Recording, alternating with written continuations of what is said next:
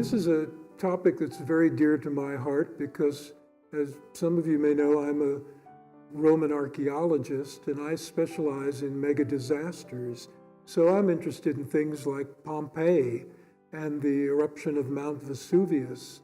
And we'll talk about that in the course, and Pompeiitis that infested Europe really through the 18th century, and some of the remarkable letters that were sent back from Johann Winckelmann, and how that helped to inspire a whole age in classical and neoclassical art and architecture.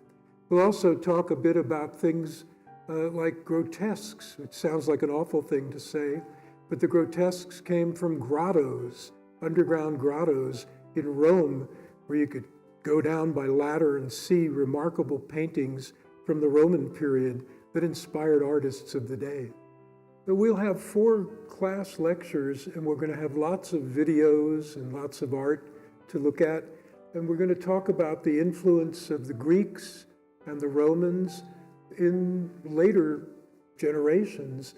So if you're interested to find out how, for example, important the classical tradition was in the Renaissance, and we'll look at the Baroque and how the Romans developed Baroque art, and how people like Borromini stole it and used it in the 17th century.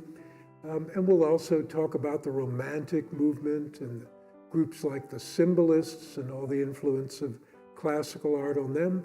But we'll also talk a good bit about Mussolini and Hitler, and how Mussolini adopted classical styles and created a brutalist sort of architecture, and then how Hitler learned that from him and expanded upon it.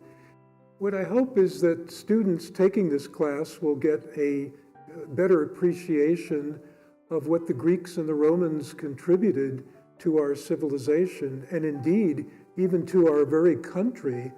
Every time you take out some money and look at it, you're looking at classical influence, and you're going to see all the extraordinary things that Greeks and Romans did to make our country what it is today.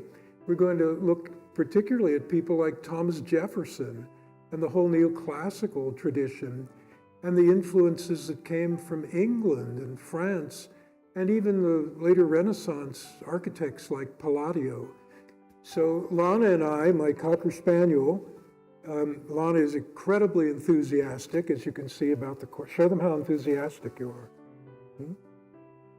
Wow. So we want to invite you to join us this summer for the Humanities Seminars program class. That will be a special salute to the art of the classical ideal.